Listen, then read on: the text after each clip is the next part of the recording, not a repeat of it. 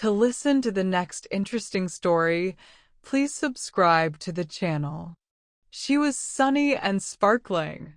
They were called Dawn and Des, but there was a certain inevitability about them being nicknamed. Affectionately, of course, their friends hastened to reassure themselves, Dawn and Dusk. At one point it had been considered very original and witty.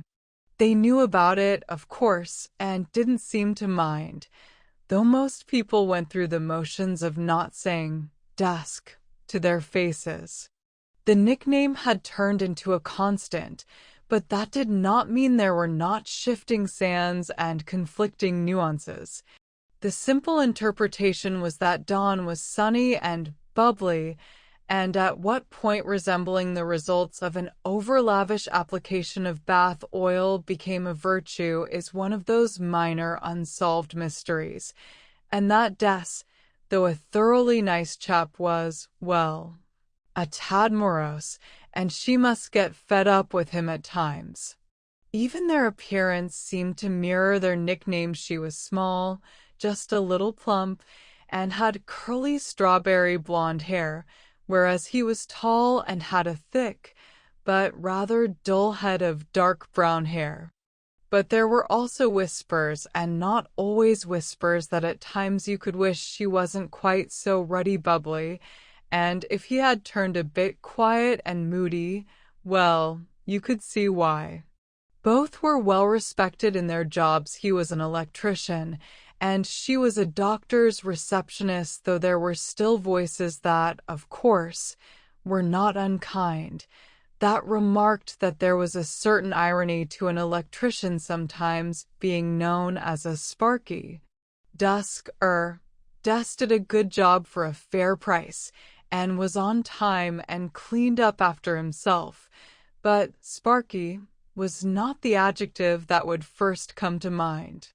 Nor did Dawn in any way, shape, or form resemble the dragon lady receptionist beloved of sitcoms, though she was more than capable of dealing with the stroppy, if needs must.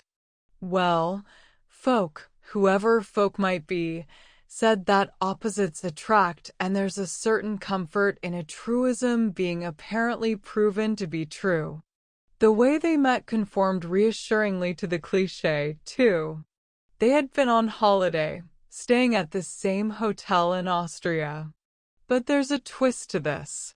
They discovered over the coffee and cakes in the lounge of the Bergblick, and the hotel did, indeed, have a quite magnificent view of the mountains, that they only lived a couple of streets away from each other, and the town was quite small.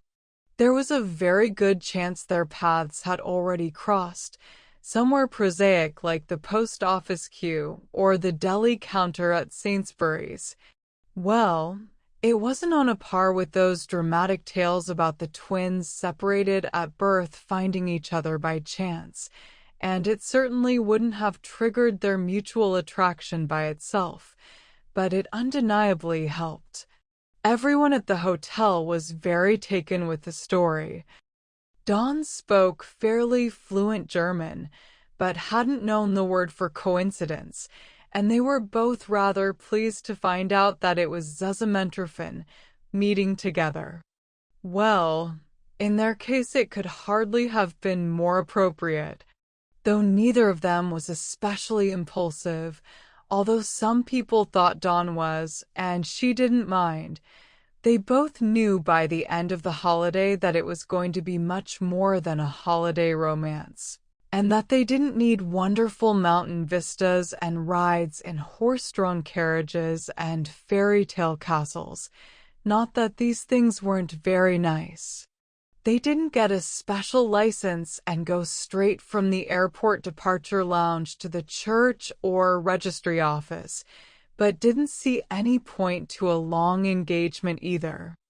Family on both sides were happy about it. The future parents-in-law hit it off at once, and though they all loved their offspring dearly, Des was an only child, And though Dawn did have an older brother, there was a big age difference, and though they were quite close, he often seemed more like a young uncle. Agreed that they would be good for each other. Des might liven Dawn up a bit.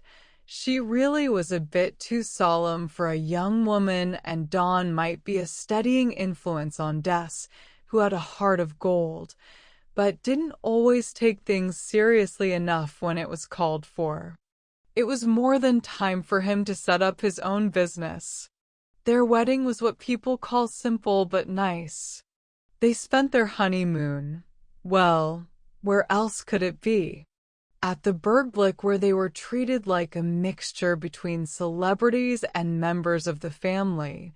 But, as the manager Herr Forster made sure, their privacy was respected. When they lost the baby, everyone agreed it was a terrible shame, and people, who weren't mean people, did say things like that, even though they knew they shouldn't. It was only at 16 weeks, and she was young and healthy, so they would have many more chances. But there were a couple of things that Dawn, and now Des, knew that even their closest friends didn't. The big age gap between Dawn and Michael had never been planned. Her mother had lost 2 babies in between, so there was undeniably a family tendency, and Dawn would think that, no matter how much the doctor assured her otherwise, and that in this instance it was almost certainly not genetic. But though that was undeniably worrying, it didn't haunt Dawn nearly as much as the other thing. She had decided it really was time she stopped being so straight-laced and old before her time, and to do something spontaneous.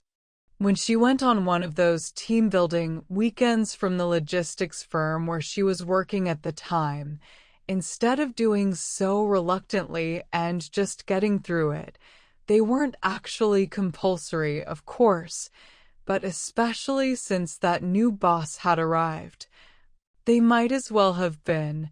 She would throw herself into it heart and soul. After all, soon she would have to start being more sensible, and for the happiest of reasons.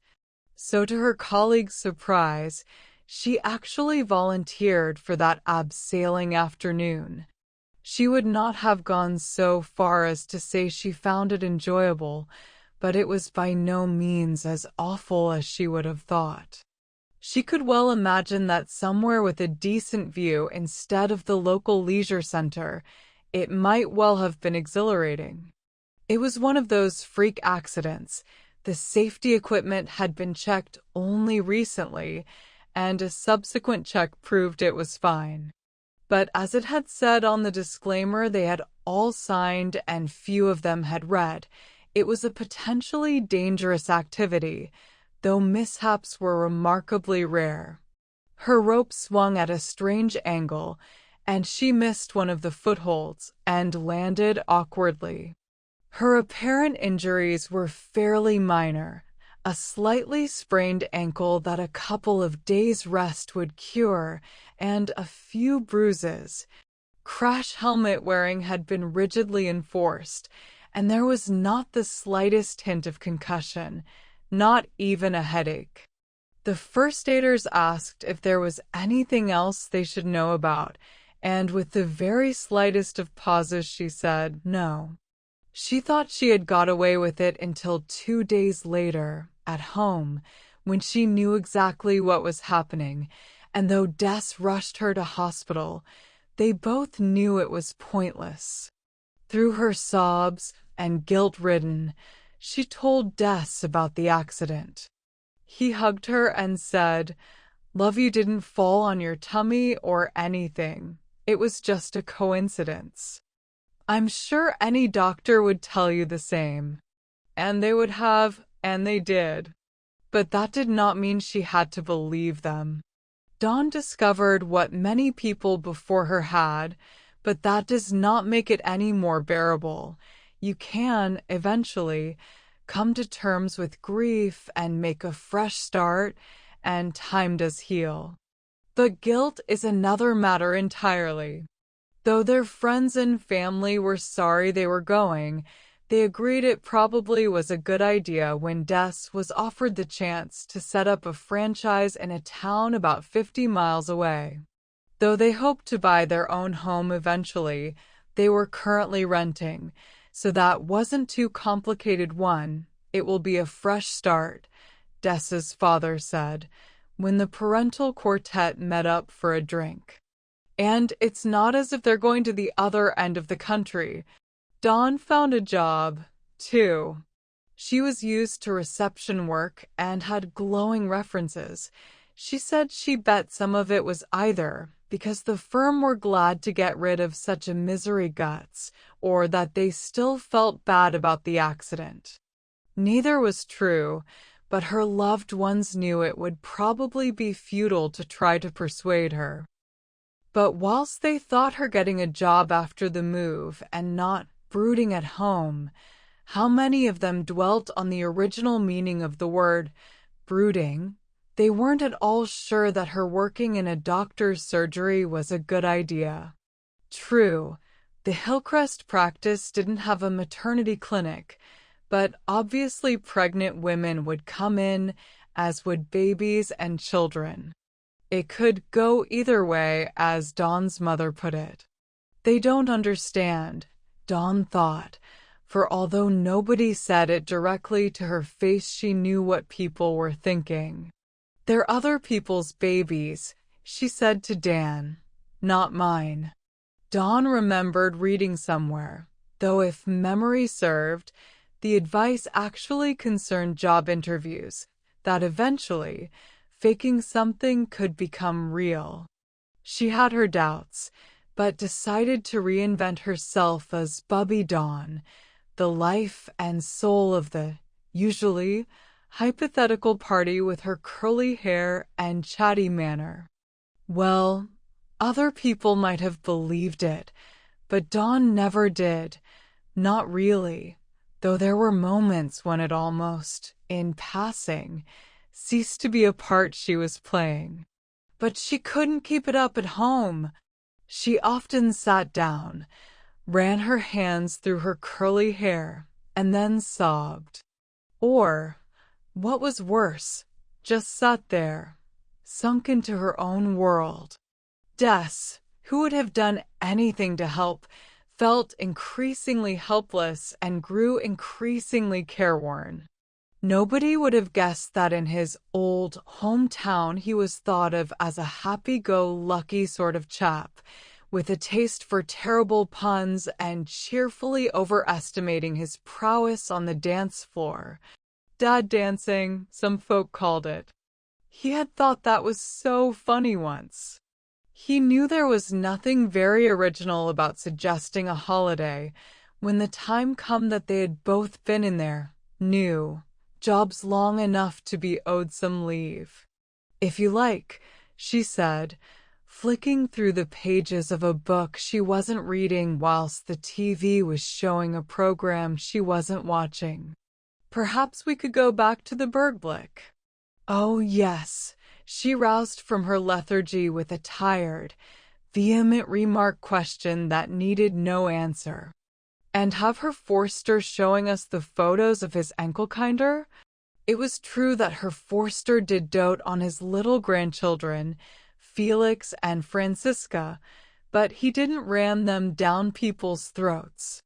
When Des had made that remark during their honeymoon, Dawn had laughed and said nobody was suggesting he was a cannibal. "You said you were okay about other people's children," he protested. "Oh, don't turn my words round on me." They were both arguing and talking about IT and had done neither for weeks. "Sorry," Dawn muttered. "I know it's not easy for you either." Des just muttered, in turn, "Okay?" But he was thinking, no, it's not okay. "I love Dawn with my heart and soul, but I'm sick of being the either, and of being the as well. I'm sick of her playing Little Miss Sunshine when she's with others and having everyone think I'm the morose one, the moody one, the one who acts as if he has the weight of the world on his shoulders. Well, I do have a great leaden weight on my shoulders. In principle, of course, they both subscribe to the notion that every couple argues and that arguments clear the air, but though the former is undeniably true, the latter isn't always the case. They can thicken and pollute the air, and they need to be seen through and let the strongest of winds blow to have any hope of clearing and cleaning. Dawn and Des did not let that wind blow. They battened down the hatches again, and suffocating silence descended. Not absolute silence. They did not make a point of not speaking to each other that evening and exchanged formalities and banalities, and even wished each other good night. Neither retreated to the spare room or asked the other to. It may have been better if they had. For once, at work the next day, Dawn was not what Des had scathingly called Little Miss Sunshine. She was polite with the patients and did not complain when someone spilt their coffee all over the floor and was as efficient as ever.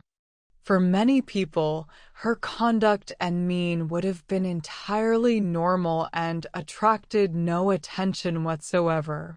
But Dawn was not supposed to be like that. Dawn was supposed to be bubbly and chatty, and even though her colleagues sometimes admitted it got on their nerves a bit, the absence of it was still unsettling. The general consensus was to let her get on with it, and it would have its time, but the practice nurse Alma tended to be a bit of a dog with a bone. She, too, was generally popular and very good at her job, but appeared to be blissfully unaware that behind her back patients had been known to say that they wished she'd just bandage their arm or give them their flu jab and not be so obsessed with their well-being. It tipped over into nosiness at times. Dawn, too, was tempted to tell her to mind her own business, but just said tersely, "Des and I had a bit of a row. And no, you can't help. We'll be fine." Well, Dawn of all people had snubbed someone, and even if Alma did look disconcertingly like a wounded puppy, perhaps she had it coming. But that was just the subplot. Though not everyone had met Des, and those who had knew his reputation for being rock-solid but gloomy, dawn and dusk, were generally acknowledged as the item of items. Job for her, but he came with glowing recommendations, coupled with a warning that he keeps himself to himself. Well, Mrs. Palmer wondered why people said that. He kept up a stream of chatter, though not enough to become irritating, and had a lovely smile. Or did he? Mrs. Palmer was one of those deceptively fluffy old ladies. There was something that made the most cynical feel betrayed about them having a row, though it was tinted with something between relief and schadenfreude that they were, apparently, human too, and had their tiffs. In her own mind, Dawn never used the word tiff. That was a lightweight word, a trivial word, almost an affectionate word. This, although only a few angry words had been exchanged, and they were quiet, was something far deeper and darker, and Dawn felt as if tendrils in her had been uprooted. Des was doing a rewiring job for Mrs. Palmer at the Pines. It was the first time he had done a. She didn't aspire to be the town's answer to Miss Marple, and could imagine nothing more horrible than finding a body, but she still saw more than she let on, most of the time. I don't think those folk were lying, she thought. I don't even think they got the wrong impression as such. And I don't think he's nearly as cheery as he's making out. That smile doesn't reach his eyes. This is how I used to be most of the time, thought Des, working efficiently but on autopilot. And fair enough, I was a bit immature, and I can see it could be a bit annoying, but it never used to be a false impression. I shouldn't have been so mean to Alma, thought Dawn. Not that it seems to have had much permanent effect on her. She means well. But I'd had enough of her. Like I've had enough of this cheery chappa stuff. For God's sake. Why should I pretend to be more outgoing after losing the baby than I was before? One thing's for certain, it isn't coping with it. Not that I will ever cope with it. She had got into the habit of automatically adding such disclaimers to assuage her conscience, though it had exactly the opposite effect. The town still had an old-fashioned travel agent whose closure had been predicted for years, but still seemed, if not exactly to flourish, then to muddle through. Dawn was pretty sure the last time she had used a travel agent rather than booking online was to get brochures to cut pictures out of for a school project. And today, she'd had no intention of calling in. But a brochure in the window caught her eye. It specialized in river cruises. Des still spoke warmly of the boating trips he'd been on with his late grandfather. And some of the breaks were only a few days. Perhaps they could manage that. She picked up the brochure. Neither she nor Des apologized, but it felt as if they had. They agreed on a short Rhine cruise to the Netherlands and Germany. It would solve nothing, at any rate not simply and quickly. They went into it with open eyes. But perhaps it would be a start. And at least they would be with people who had never known them as dawn and dusk, and hadn't known them before their roles reversed. They would just be two people on holiday who could be solemn or merry as they pleased. Please don't forget to subscribe to the channel. And click like. Thanks.